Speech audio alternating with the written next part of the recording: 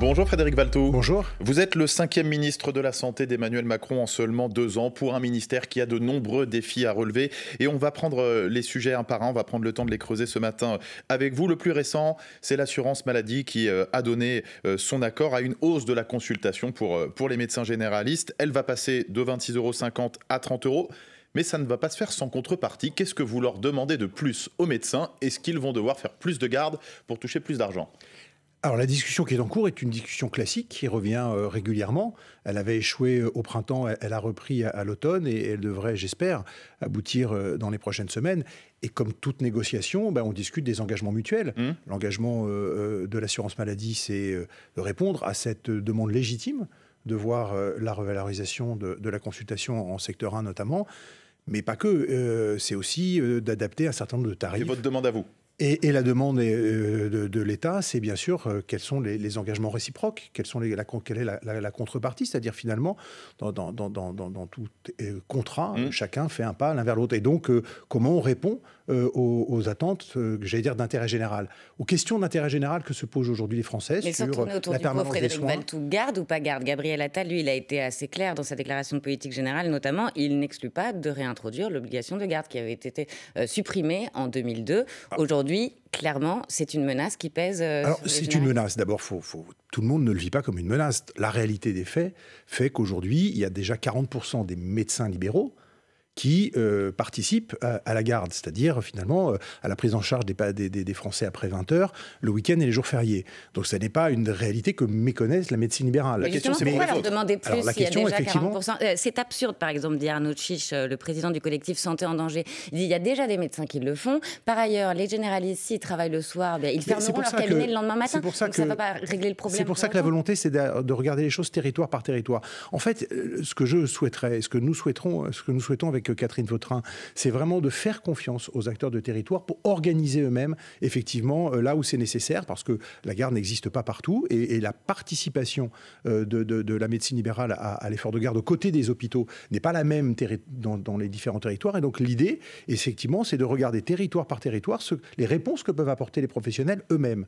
Et puis ça n'est qu'en dernier recours, s'il y a carence de la réponse, qu'effectivement, mais c'est normal, l'État jouera son rôle et permettra effectivement d'harmoniser, d'équilibrer cette participation à la garde entre l'offre publique, c'est-à-dire l'hôpital, et effectivement la participation des libéraux. Moi, j'étais avant-hier dans les Yvelines, j'ai passé toute la soirée jusqu'à minuit avec les libéraux qui participent depuis plusieurs années à l'effort de garde. On voit que dans certains territoires, les choses se font déjà naturellement et de belle manière. Donc c'est ça qu'il faut encourager. Mais ceux qui travaillent 60 heures par semaine, vous trouvez qu'ils ne travaillent pas assez? Alors, il y a 2-3 choses qu'il faut dire, parce que j'entends effectivement du côté de certains interlocuteurs un peu des caricatures. Et il faut se garder des caricatures. Il faut, je pense, le sujet est sérieux, compliqué, et donc essayons d'avoir une attitude responsable.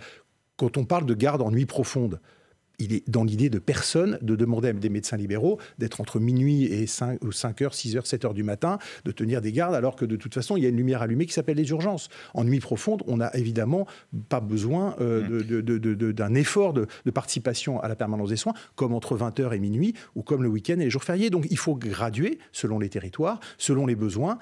Parce que c'est nécessaire aujourd'hui d'avoir une approche qui soit beaucoup plus spécifique et se garder, c'était un des mots d'ailleurs de notre système de santé, c'est d'avoir des solutions toutes faites, pensées depuis Paris et qui doivent s'appliquer partout de la même manière. Non, on va sortir de cette logique, on fait confiance aux acteurs de terrain pour s'organiser, pour dialoguer et pour organiser les choses, et notamment sur ces sujets sensibles de la garde. Et on verra donc jusqu'où ira cette gradation, obligation ou pas à terme pour certains médecins, pour certains territoires. Peut-être juste d'un mot, les 30 €, la consultation à 30 €, c'est pour quand? Alors la consultation à 30 €, les discussions sont en cours, c'est une proposition qu'a faite l'assurance maladie, parce que derrière les 30 €, c'est pas que ça. Il y a comment on finance mieux les consultations complexes, comment on revalorise les actes dans des spécialités où aujourd'hui on souffre beaucoup. Je pense à la pédiatrie, je pense à la santé mentale, à la psychiatrie. Donc là aussi, c'est évidemment des discussions plus fines. J'espère que ça va aboutir le plus vite possible. Moi, je participe pas personnellement aux discussions, mais j'espère que ça va aboutir le plus vite possible. Je pense qu'aujourd'hui, il y a un sens des responsabilités de toutes parts, et notamment chez les syndicats de médecins qui veulent aussi aboutir, parce que c'est nécessaire. Les Français nous regardent, les Français nous attendent, et on a besoin aujourd'hui d'avoir un système de santé qui inclut beaucoup plus et qui fasse confiance à ses professionnels. Les Français vous attendent effectivement. 30% d'entre eux vivent dans un désert médical. Près de 90% du territoire est concerné. Et ça fait 7 ans qu'Emmanuel Macron est au pouvoir. Quand est-ce que tous les citoyens auront accès à un médecin ? Alors, moi, je suis élu d'un territoire, le Sud Seine-et-Marne, où on est... Alors là, les déserts médicaux, on connaît bien. Et je sais très bien la difficulté de ceux qui, et je pense aux généralistes, qui sont dans des villages, dans des petites villes, et qui tiennent le système à bout de bras, effectivement, en y passant de longues journées, de longues heures. On ne part pas de zéro. Il y a des choses qui ont été faites. On a la suppression du numerus clausus permet aujourd'hui d'avoir presque 20% de plus d'étudiants en médecine en deuxième année qu'on en avait avant le Covid, c'est-à-dire en 2019. Ça prend du temps. Donc mais bien sûr que ça prend du temps. Et donc, le système de santé, on ne résout pas ces difficultés d'un claquement de doigts ou en quelques mois. Et est-ce qu'on le résout en allant chercher des médecins à l'étranger? On résout en jouant sur plusieurs leviers. La nomination d'un émissaire. Il est nommé, cet émissaire? Alors, l'émissaire n'est pas nommé, mais l'effort qui est fait d'aller aussi regarder pour voir si des professionnels étrangers peuvent venir, il est fait depuis plusieurs années. Vous allez dans les salons infirmiers, même en France, mais enfin, moi je suis allé à un salon infirmier en France il n'y a pas très longtemps, vous avez des beaux stands d'hôpitaux étrangers qui viennent aussi, entre guillemets, chercher des infirmières françaises, parce que la pénurie de soignants, elle affecte beaucoup de pays. Donc l'idée, c'est quoi? C'est de garder nos soignants et d'aller les chercher ailleurs. D'aller les chercher ailleurs, c'est pas que ça l'idée, c'est de jouer sur différents leviers. Je parlais un émissaire pour aller former plus, revaloriser les actes, et je pense notamment, effectivement, ce qui a été fait avec le Ségur, qui donne aujourd'hui des métiers à l'hôpital plus attractifs. Et on voit d'ailleurs qu'à l'hôpital, pas partout, je suis prudent, mais il y a des signaux positifs qui commencent à revenir, où on réouvre des lits parce qu'on arrive à compléter les services. Là où pendant longtemps, on a eu effectivement des services qui étaient pénalisés par le manque d'effectifs, on réouvre des lits. Il y a aussi des fermetures de lits. A réouvert 400 lits. Non, mais je ne dis pas que c'est partout, et je ne dis pas que la situation est simple. Mais il y a des signaux qui montrent qu'effectivement, aujourd'hui, les conditions de travail, la revalorisation du travail de nuit, qui a été opérée par François Braun avec Elisabeth Borne il y a quelques mois et qui a été pérennisée, permet aujourd'hui d'avoir des postes qui sont plus attractifs. Donc on joue là-dessus, sur l'attractivité des métiers. Et il y a encore beaucoup à faire. On joue sur le numerus clausus, je l'ai dit, pour mieux former. On joue aussi sur la délégation de tâches. Faire confiance à des infirmières qui peuvent venir en soutien des médecins, sous le contrôle des médecins, parce que là aussi, je ne veux pas créer des polémiques qui seraient inutiles. Et ça fait aussi des années qu'on va donner plus de responsabilités aux infirmières. Pour les libérer du temps médical. Ce qu'a annoncé Gabriel Attal, 10 000 assistants médicaux, on en a 6 000 aujourd'hui, payés par l'État, payés par l'assurance maladie, pour mettre effectivement soulager les professionnels de santé dans leur cabinet des tâches administratives. C'est des millions d'heures de consultation qui vont pouvoir être dégagées et permettre à des médecins de se concentrer sur ce qui est finalement leur métier premier, c'est-à-dire soigner, prendre en charge, accueillir les Français, les malades, et au détriment des tâches administratives portées par ces assistants médicaux. On va vers 10 000 dans les prochains mois. Donc tous ces efforts, il n'y a pas une recette magique, une recette miracle, mais tous ces efforts doivent permettre, non pas là aussi de changer complètement la face du système de santé, mais de permettre de dégager du temps médical pour les médecins, de retrouver des heures de consultation pour les Français, et finalement de desserrer un peu la contrainte et les taux qu'on connaît aujourd'hui. Il y a d'autres pistes pour résoudre ce problème qu'on n'a pas encore détaillé. On va le faire dans un instant. Comment résoudre les déserts médicaux? C'est juste après le Fil Info, 8h41, le Fil Info, donc Damien Mestre. L'État français attaqué en justice par 5 grandes villes pour sa gestion de l'hébergement des sans-abri. 5 villes écologistes ou socialistes qui dénoncent les carences du système actuel et demandent notamment le remboursement des dépenses qu'elles ont mises en œuvre pour pallier les manques de l'État. La SNCF refuse de négocier selon le syndicat Sudrail qui tient pour responsable la direction alors qu'un important mouvement de grève des contrôleurs débute ce matin. Seul un TGV sur 2 circule aujourd'hui et jusqu'à dimanche. Volodymyr Zelensky attendu en Allemagne puis ce soir en France. Le président ukrainien doit signer des accords bilatéraux de sécurité. Dans le même temps, l'armée ukrainienne renforce à nouveau ses troupes autour de la ville d'Avdiivka ce matin. Mauvaise soirée pour les clubs français en Ligue Europa de football hier soir. Aucun d'entre eux ne réussit à s'imposer. Rennes balayé 3-0 par l'AC Milan. Lens tenu en échec à domicile. 0 partout face à Fribourg. Toulouse s'incline à Lisbonne de buts à 1. France Info. Le 8-30 France Info. Agathe Lambré, Jules Dequisse. Toujours avec Frédéric Valletoux, ministre délégué chargé de la santé et de la prévention. On parlait de cet émissaire que Gabriel Attal veut nommer pour aller chercher des médecins à l'étranger, des médecins étrangers. Est-ce que ce ne sont pas aussi des médecins français qu'il faudrait aller récupérer à l'étranger? Parce que de plus en plus d'étudiants partent obtenir leur diplôme, par exemple en Roumanie, qui fait figure d'Eldorado, tant les études de médecine en France sont complexes. Il y a un vrai travail à faire sur l'accessibilité des études de médecine. Voilà, c'est un travail qui reste effectivement à apprendre prendre à bras-le-corps. J'ai dit qu'on avait augmenté les capacités à former. Ça, c'est vrai. On doit aller plus loin encore. Mais au-delà de ça, effectivement, sur l'accessibilité des études, il y a une réflexion à porter. Et pourtant, le président a réformé les études de médecine. Est-ce que c'est pas l'échec de son système de sa réforme? Parce que vous dites que vous avez augmenté le numerus clausus. Non, je crois pas. Mais il a augmenté de 15%, c'est-à-dire qu'il est au même niveau que dans les années 70, alors qu'il y avait 15 millions de Français en moins.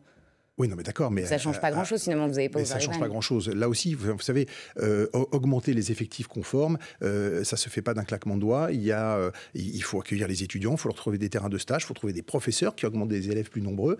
Et donc, il y a toute, j'allais dire, toute une organisation à repenser. Il y a toujours eu des médecins étrangers dans notre pays. Il y a 25 000 médecins qui sont inscrits à l'ordre des médecins qui sont des médecins étrangers. Ce qui a été fait ces derniers mois, c'est de leur donner un vrai statut. Vous savez, c'est les fameux PADU, c'est ces médecins qui, à diplôme, écrasés par les contraintes administratives. D'ailleurs, ils manifestaient devant le ministère de la Santé. Oui, bien sûr, parce qu'effectivement, mais beaucoup ont, et ça a été un travail qui a été fait par le précédent gouvernement, eh bien, de leur donner un vrai statut, une vraie reconnaissance et une vraie insertion dans le système français qui aujourd'hui, je veux dire, soit clair. Ça, c'est fait. Il y a eu 3000 médecins étrangers hors Union européenne, je dis diplômés hors Union européenne, qui ont été régularisés. Eux, ils veulent une vraie régularisation, pas juste une prolongation d'un an. On a créé, grâce à la loi immigration, un passeport talent pour les métiers de la médecine. La loi immigration, elle date d'il y a quelques semaines. Si on regarde à l'échelle du temps, c'était juste avant Noël. Donc on va pouvoir effectivement aujourd'hui avoir des conditions d'accueil des médecins étrangers qui soient, je veux dire, beaucoup plus, qui ne les mettent pas dans un statut qui soit un statut intermédiaire, comme c'était le cas, mais un vrai statut avec une vraie reconnaissance de leur rôle et de leur place. Vous parlez de la loi immigration, vous vouliez dans la loi immigration durcir les conditions d'accès aux prestations sociales pour les médecins étrangers notamment. Si le Conseil constitutionnel n'avait pas censuré cette mesure, ils auraient été soumis à des règles plus dures. C'était peut-être pas très pertinent. Il y a une politique d'accueil des talents qui date pas de la loi immigration, qui date de plusieurs années, où effectivement sur certains métiers qui sont des métiers sur lesquels la France aussi a besoin d'apports étrangers, et c'est bien normal, on le comprend, eh bien on facilite l'accès, on facilite l'insertion, on facilite, j'allais dire, les démarches administratives. C'était pas ce que vous vouliez faire avec et c'est ce qu'on voulait faire avec les médecins. Avoir plus de médecins à l'avenir et dès aujourd'hui, et puis libérer du temps médical aussi, et ça passerait par cette idée de la taxe lapin, taxer les rendez-vous non honorés pour lutter justement contre ces rendez-vous pris, et on ne s'y rend pas. Comment ça se passerait très concrètement? On prend une empreinte de carte bancaire par exemple? Alors on va y réfléchir, Là, le sujet il doit être posé pour le coup avec les organisations de médecins, aussi peut-être avec les plateformes numériques qui aujourd'hui sont des intermédiaires importants. Si on appelle, je sais pas, la secrétaire médicale au téléphone pour prendre rendez-vous. Oui, bien sûr, mais en tous les cas, il y a effectivement à réfléchir à un système qui permette, finalement, aujourd'hui, on a 27 millions de rendez-vous, nous disent les professionnels, nous disent les médecins, 27 millions de rendez-vous non honorés. 2 heures hebdomadaires par professionnel. Oui, c'est exactement, on a les mêmes chiffres. Donc vous voyez, 2 heures hebdomadaires, c'est énorme, parce qu'en 2 heures, vous voyez 5 à 6 patients. Donc c'est effectivement, on voit qu'il y a des gains qui seraient disponibles, et qui là, par un système plus efficace, plus responsabilisant, parce que c'est un manque de civisme. L'idée, on la comprend, mais dans la mise en œuvre, c'est vrai que ça semble assez épineux. Les médecins vont devoir dénoncer les patients, par exemple? Non, mais on va en discuter. Moi, je ne veux pas avancer sur une discussion qui n'a pas encore eu lieu. On va trouver des solutions. Gabriel Attal a été clair. Le Premier ministre souhaite une réponse dans les prochains mois. Il aura une proposition, effectivement, de réponse à ce problème. Et ordre de grandeur de la taxe lapin, si jamais elle arrive, c'est quoi? C'est 1 euro, 10 euros? Mais vous imaginez bien que je ne vais pas lancer des chiffres alors que la discussion n'a pas du tout commencé. Donc, il y aura des propositions pour effectivement lutter contre ce phénomène qui a explosé avec l'arrivée des plateformes qui ont désintermédié, si on peut dire ça comme ça, le rapport avec le cabinet médical avec lequel on prend rendez-vous. Fin mars, le doublement des franchises entrera en vigueur. Ce qui reste à la charge du patient augmentera de 50 centimes à 1 euro par boîte de médicaments, de 1 à 2 euros pour les actes et consultations médicaux. Donc que l'on soit riche ou pauvre, on payera 2 fois plus. Alors, il faut d'abord rappeler un chiffre. 236 milliards, c'est l'effort que la nation fait pour effectivement financer l'accompagnement des Français à la maladie, le médicament, etc., les dépenses de soins. On a un des taux de couverture le plus important au monde de financement des dépenses de santé pour les Français par l'assurance maladie, par la solidarité nationale. Donc c'est aussi des ordres de grandeur qu'il faut rappeler. On est d'un pays qui couvre le mieux le coût du soin pour ses citoyens. Ça, c'est la première chose. La deuxième chose, effectivement, il y a ce forfait qui a augmenté, mais qui reste malgré tout marginal, et puis qui pose derrière une autre question. parce que on a un taux de couverture, je le disais à l'instant, qui est le plus élevé au monde, mais on a aussi un appétit à la dépense de médicaments qui est quand même assez fort. Et peut-être qu'il faut travailler avec des messages de civisme, avec des messages de prévention, d'explication, de pédagogie, à une sorte de sobriété sur les médicaments, c'est-à-dire effectivement pour expliquer que la consommation de médicaments peut baisser. Mais ça, donc c'est pas de la prévention, ça c'est de la sanction. Et puis vous c'est pas de la sanction, c'est marginal, 1 à 2 euros, mais pour les étudiants, par exemple, qui ont du mal à se nourrir correctement, c'est pas marginal. Il y aura des campagnes pour effectivement essayer de contenir la dépense de médicaments. Je vois bien qu'effectivement c'est une dépense, mais ce qu'on veut aussi, c'est assurer l'équilibre autant que possible, ou en tous les cas le financement de nos comptes sociaux. Et ça c'est majeur, parce que derrière on finance l'hôpital, on finance le monde libéral, on finance ces dépenses de médicaments que j'évoquais, et donc il faut aussi assurer effectivement la recette. Je reviens quand même sur ce que vous venez de dire aux Français, aux Françaises qui nous écoutent. Sobriété en termes de médicaments, concrètement ça veut dire quoi? En cas de certains symptômes, on ne prend pas un médicament comme avant? Non, c'est pas que pour les Français, c'est aussi peut-être dans le conditionnement par les industriels du médicament, le conditionnement des boîtes, parce qu'on a tous dans nos placards des boîtes qui servent. Médicaments à l'unité par exemple, ça serait bien de le mettre en place? Peut-être, pour éviter d'en prendre une plaquette et de jeter les autres. Avec Catherine Vautrin, qui est donc ministre du Travail, de la Santé et de la Solidarité, c'est un sujet sur lequel elle souhaite qu'on aboutisse, qu'on avance, parce que effectivement, je pense qu'il y a des marges de manœuvre là aussi qui permettraient à la fois d'ajuster l'offre de médicaments, mais de faire comprendre aussi aux Français que le rapport aux médicaments doit aussi peut-être être mieux compris sur les enjeux qu'il y a derrière, c'est-à-dire avoir cette sobriété que j'évoquais. Ces derniers mois, plusieurs décès aux urgences ont alerté sur l'état de l'hôpital, s'il le fallait. Il y a notamment ce drame, Lucas, 25 ans, mort aux urgences d'hier dans le Var, après plusieurs heures passées sur un brancard fin septembre. Les parents ont porté l'affaire en justice. On peut mourir aujourd'hui en France aux urgences parce qu'on n'a pas été pris en charge à temps ? Alors, ce cas est dramatique, comme tous les cas, effectivement, de personnes qui meurent aux urgences ou dans les services. On peut mourir à l'hôpital. Oui, et parfois, effectivement, donc là, il y a une enquête qui est en cours et qui dira si les défaillances, s'il y en a eu, d'où proviennent-elles. Sur le fond, quand même, juste 2 chiffres. Les services des urgences, c'est le service public qui a vu sa fréquentation doublée, donc la plus augmentée en France. Il y avait 10 millions de passages aux urgences il y a une douzaine d'années, on est à plus de 21 millions aujourd'hui.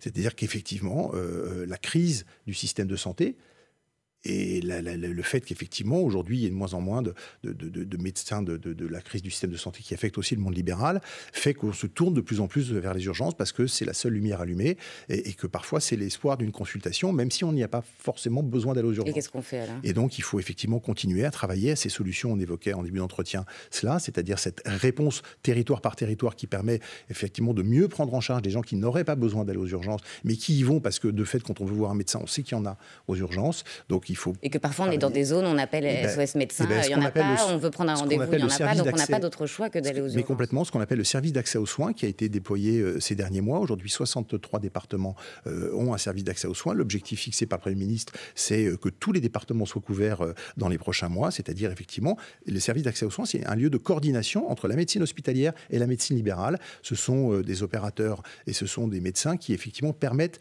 d'avoir une réponse de premier recours pour les Français qui n'ont pas besoin d'aller aux urgences. Donc il faut à la fois essayer d'amener aux urgences, vers les urgences, ceux qui sont vraiment dans une situation d'urgence. Il s'agit de mieux faire travailler la médecine de ville et la médecine hospitalière pour effectivement adapter ça, parce qu'on ne peut pas courir non plus à toujours mettre plus de moyens dans les urgences et à faire finalement des urgences la seule réponse dans laquelle on mettrait des moyens. Il faut faire confiance à la médecine libérale pour assumer sa place et son rôle en matière de premier recours. Frédéric Valletoux, ministre délégué chargé de la santé et de la prévention. On se retrouve dans une minute, le temps de dérouler le fil info à 8h51. Damien Mestre. Vers une consultation médicale à 30 € contre 26,50 € actuellement. L'assurance maladie s'y est dite favorable. À l'instant, sur France Info, le ministre de la Santé, Frédéric Valletoux, dit espérer que ce changement aboutisse le plus vite possible. Après de lourdes pertes l'an dernier, EDF renoue avec les bénéfices. 10 milliards d'euros engrangés l'an dernier. Résultat dévoilé ce matin est qualifié d'exceptionnel. De bons chiffres en partie dus à la hausse du prix de l'électricité et au redressement de la production nucléaire. 6 mois de prison avec sursis pour un policier jugé pour violence aggravée sur un manifestant à Rouen en 2020. Il avait frappé à coups de pied et de matraque un gilet jaune qui tentait d'aider une femme tombée au sol. Un fonds mondial pour lutter contre le tabagisme, sa création annoncée hier soir par l'Organisation mondiale de la santé. Un fonds qui prévoit 75 millions de dollars alors que selon l'OMS, le tabac tue chaque année 8 millions de personnes dans le monde. France Info. Le 8-30 France Info. Agathe Lambré, Jules Dequisse. Frédéric Valletoux, ministre délégué chargé de la santé et de la prévention. Ils peuvent être une aide précieuse dans les déserts médicaux dont on parlait. Eux aussi sont en colère et ont lancé des opérations escargots dans toute la France. Opérations appelées à se répéter demain. Ce sont les infirmiers libéraux qui réclament notamment une augmentation de leur rémunération à hauteur de l'inflation. Est-ce que vous allez faire un geste pour eux ? Alors, elles ont raison, les infirmières libérales. Il y a un sujet sur, effectivement, le rôle, la place des infirmiers dans le système de santé. 630 infirmiers, 120 000 sont des infirmières libérales, l'essentiel travaillant donc à l'hôpital. Néanmoins, et la question se pose aussi d'ailleurs à l'hôpital, il faut restaurer, réinterroger le rôle et la place des infirmiers dans le système de santé. On doit faire plus confiance à ces professionnels qui sont formés, qui ont tout à fait la capacité à épauler, à intervenir sur des champs de délégation, des champs de compétences aux côtés des médecins qui soient sans doute plus larges. Et ça, c'est une discussion qu'il faut qu'on ait globalement. La question, elle n'est pas simplement la rémunération, je le redis, elle est le rôle et la place.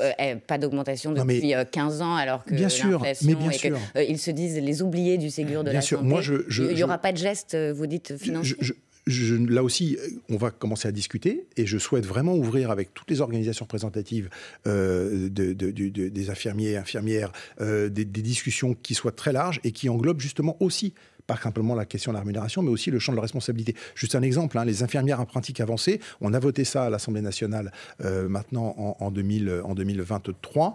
On est toujours effectivement en attente d'un statut. Donc il faut aussi qu'on accélère, nous, le gouvernement, l'accompagnement et la reconnaissance de ces métiers-là. C'est un de mes objectifs dans les prochaines semaines. Frédéric Valletoux, la loi sur la fin de vie.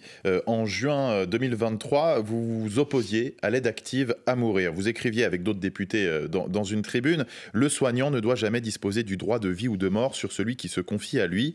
Est-ce que vous allez pouvoir, en tant que ministre délégué à la Santé, porter un texte qui irait à l'encontre de vos convictions personnelles? Alors, premièrement, si vous lisez la tribune, ce n'était pas une opposition, effectivement, à ce qu'on réouvre le sujet de la fin de vie et de l'aide non, mais il y a cette aide active à mourir. Non, ce n'était pas une opposition. C'était une tribune qui plaidait pour effectivement qu'on fasse un effort sur les soins palliatifs. Et ça correspond de toute façon... Mais justement pour éviter le sujet de l'aide active à mourir. C'est pas pour éviter le sujet... C'est ce que vous reprochent vos détracteurs, qui vous ont placé dans un camp. Non, mais après, les gens vous mettent dans des cases sans regarder. Les tribunes, en général, se lisent de la première phrase jusqu'à la dernière phrase. L'aide active à mourir, un geste médical que donnerait un soignant qui doit être encadré, qui doit être... Mais c'est pas non plus, c'est pas l'idée d'un changement comme ça de fonctionnement. C'est peut-être l'idée dans le texte. C'est vrai qu'on ne sait pas trop ce qu'il va y avoir dedans. Donc exactement. Donc pour l'instant, c'est de trouver un équilibre. Et pour en avoir parlé avec le président de la République, il y a de toute façon la recherche d'un équilibre sur lequel, pour l'instant, il n'y a pas d'arbitrage qui a été fait. Mais je crois que la volonté, effectivement, c'est justement d'augmenter, de réarmer les services de soins palliatifs, d'en installer un par département, ce qui n'est pas le cas aujourd'hui. Donc redonner des moyens à l'hôpital pour déployer, pour permettre un accès plus facile pour les Français aux services de soins palliatifs qui, effectivement, aujourd'hui, donne satisfaction au sens où c'est un accompagnement. Mais sur l'aide active à mourir, donc, l'exécutif continue à chercher son projet et pendant ce temps-là, des patients attendent. Le président de la République doit s'exprimer prochainement sur le sujet. C'est d'ici l'été moi, je suis le projet de loi va arriver. Je ne suis pas dans vous savez, moi, je suis ministre depuis 5 jours, 6 jours, donc j'ai pas encore tous les... Je ne suis pas encore dans la confidence dans tous les dossiers, mais simplement je sais que c'est un sujet qui n'a pas été oublié, qui sera pris à bras-le-corps, et la recherche, c'est une recherche d'équilibre là aussi, parce que de toute façon, et en écoutant les soignants, parce qu'in fine, ce sont vers les soignants qu'on se tournera pour accompagner, dans une écriture qui reste à préciser, à accompagner les personnes qui sont en fin de vie. Et donc, on ne peut pas faire contre et sans les soignants. C'était aussi le sens de la tribune, et je pense que ça, de toute façon, il n'y avait pas besoin de l'écrire pour convaincre le président de la République qui avait de toute façon spontanément parfaitement compris ça. D'un mot, vous incitez sur les soins palliatifs, mais il y avait une version de travail du projet de loi datant d'octobre qui évoquait, en plus du suicide assisté, une exception d'euthanasie pour les personnes qui ne seraient pas elles-mêmes en mesure de s'administrer le produit létal. Est-ce que cette exception d'euthanasie figurera dans la loi, ou est-ce que vous repartez repartez d'une page blanche aujourd'hui. Là aussi, je ne peux pas vous dire ce qui figurera dans la loi. Il y a différentes versions qui ont circulé ces derniers mois. Enfin, n'oublions pas que c'est quand même un chantier qui a fait l'objet d'une maturation exceptionnelle. Il y a eu la Convention citoyenne qui a permis pendant de longs mois, effectivement, à ce que des Français s'acclimatent de cette question, en perçoivent les différentes facettes éthiques, médicales, et permettent effectivement de faire progresser la réflexion.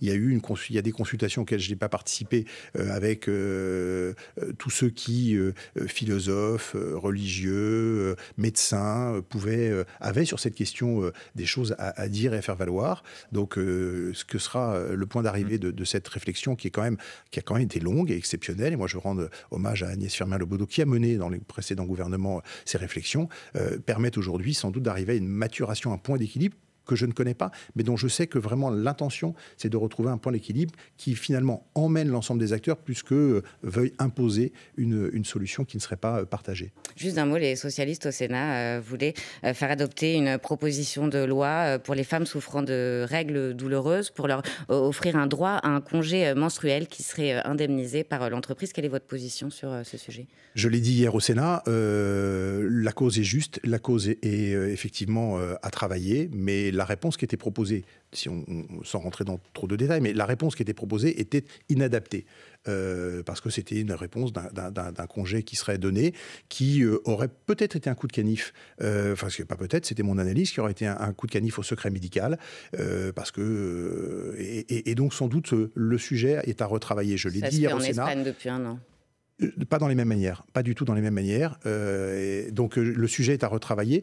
Il y a de toute façon, dans les prochaines semaines, on va réouvrir le sujet avec les parlementaires, sénateurs et députés, et proposer effectivement un nouveau texte qui sera sans doute d'initiative parlementaire. D'un mot, Frédéric Valletoux, vous êtes ministre de Gabriel Attal et en même temps membre d'Horizon. Est-ce que Édouard Philippe reste votre candidat pour 2027 ? Écoutez, Édouard Philippe reste le président de mon parti, et effectivement celui qui, j'espère, relèvera le gant en 2027. Il est aujourd'hui très bien placé pour ça, mais c'est pas mon obsession. Ça se corse avec la percée de Gabriel Attal. Oui, mais tout ça, on verra. Vous savez, de toute façon, ce qu'il faut aujourd'hui, c'est éviter les solutions radicales, et vous voyez très bien à quoi je fais allusion en parlant de ça, et donc il faut que le gouvernement réussisse. Personne ne réussira sur la défaite du gouvernement, et Édouard Philippe le sait le premier, et Édouard Philippe reste effectivement le candidat de mon cœur. Merci beaucoup Frédéric Valletoux, ministre délégué chargé de la Santé, une de vos premières interviews depuis votre nomination ce matin sur France Info.